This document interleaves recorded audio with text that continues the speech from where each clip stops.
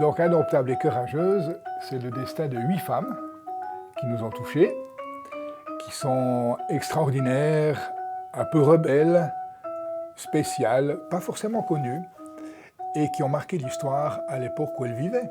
Je me baladais dans cette grande ville de Paris, quand ce jour-là je me suis perdu, et j'allais là, le nez en l'air, quand tout à coup, mon attention fut attirée par une vitrine toute noire, et au milieu un texte écrit en blanc, tout bien aligné. Il y avait quelques affiches à demi arrachées, des tags à demi estompés, mais là, ce texte, tout bien préparé, aligné, je m'approche, et je lis ces quelques lignes qui disaient à peu près ceci.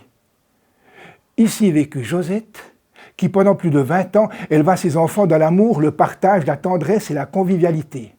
Josette, elle n'a jamais vaincu par l'épée ni par le feu. Elle n'a jamais vendu son âme. Josette n'a jamais roulé qui que ce soit sur quoi que ce soit. Elle n'a jamais détourné d'argent. Alors évidemment, de Josette, tout le monde s'en fout. Jacques, tu les as trouvées où, ces femmes? Oui. Alors ça part d'un livre qui s'appelle Les Infréquentables, où il y a le destin de 40 femmes exceptionnelles, sulfureuses, rebelles, spéciales.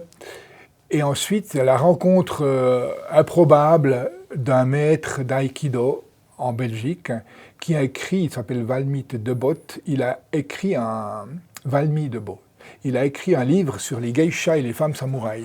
Il m'a offert ce livre et je lui ai dit, c'est bizarre parce que je reçois plein de livres de ma douce qui m'offre Les Infréquentables, de toi sur ces geishas, ces femmes samouraïs, puis il me dit, mais c'est peut-être le moment de faire un spectacle sur les femmes. Et la Marion, elle redistribue aux pauvres.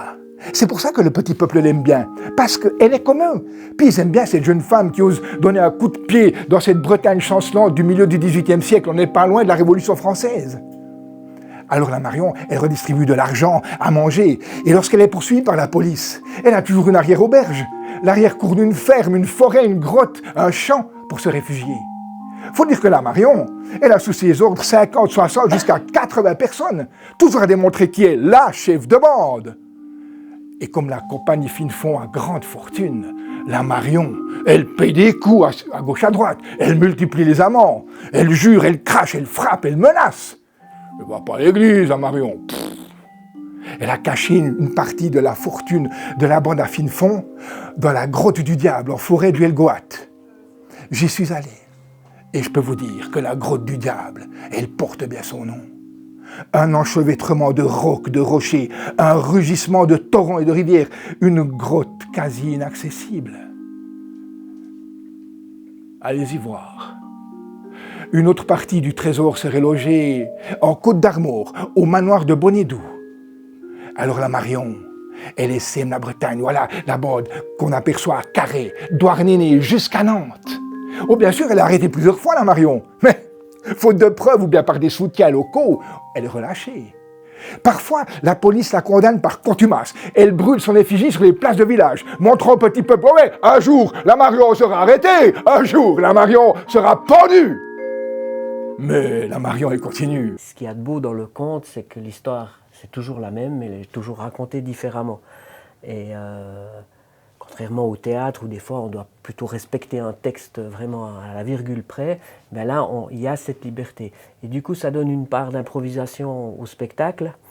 Voilà, des fois on est un peu sur le fil du rasoir, mais c'est pas grave. C'est ce qui donne la beauté puis la fragilité de ce genre d'événement. Ils ont construit des plateformes à 50 mètres de haut sur ces séquoias. Ils les occupent pour empêcher les bûcherons d'abattre les arbres. On cherche des volontaires. Julia, qui trouve le combat juste, se propose.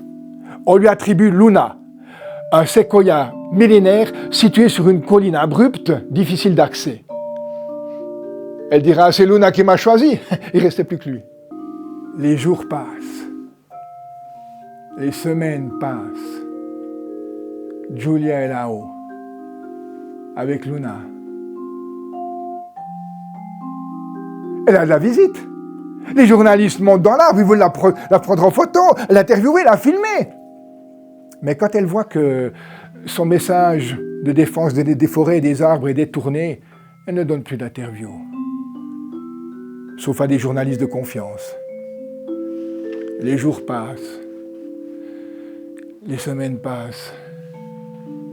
Elle est toute étonnée, Julia, d'arriver à 100 jours d'occupation de son arbre. Ce jour-là, les écologistes organisent une immense fête au pied de l'arbre. Elle descend de quelques branches, elle apprend que dans les journaux, son combat a dépassé la région. On en parle dans tout le monde. Il y a même des gens qui disent « Il n'a qu'à couper cet arbre, puis si elle tombe avec, qu'est-ce que ça peut faire ?» Il y en a d'autres qui la soutiennent, qui lui envoient des messages. Elle remonte dans son arbre, Julia. Elle est là-haut. Mais elle doute.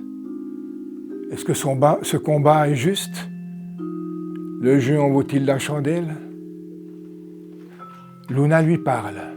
Julia, les hommes ont perdu la connexion avec la nature. Ils ne savent plus quoi faire avec les forêts, avec la terre. Il nous faut des traducteurs, Julia. Tu seras notre traducteur. Alors Julia persiste. Les jours passent. Les semaines passent. L'idée, c'est de faire un spectacle un peu minimal. C'est-à-dire on ne veut pas beaucoup de techniques autour pour pouvoir le proposer partout. Jacques aime bien dire qu'on est des conteurs tout-terrain, puis je trouve que c'est complètement juste. On peut jouer dans une salle avec des lumières, une salle de spectacle, mais on peut aussi aller jouer dans un salon, dans un petit bar, sous un arbre. C'est ce qui fait la beauté de ce genre de moment.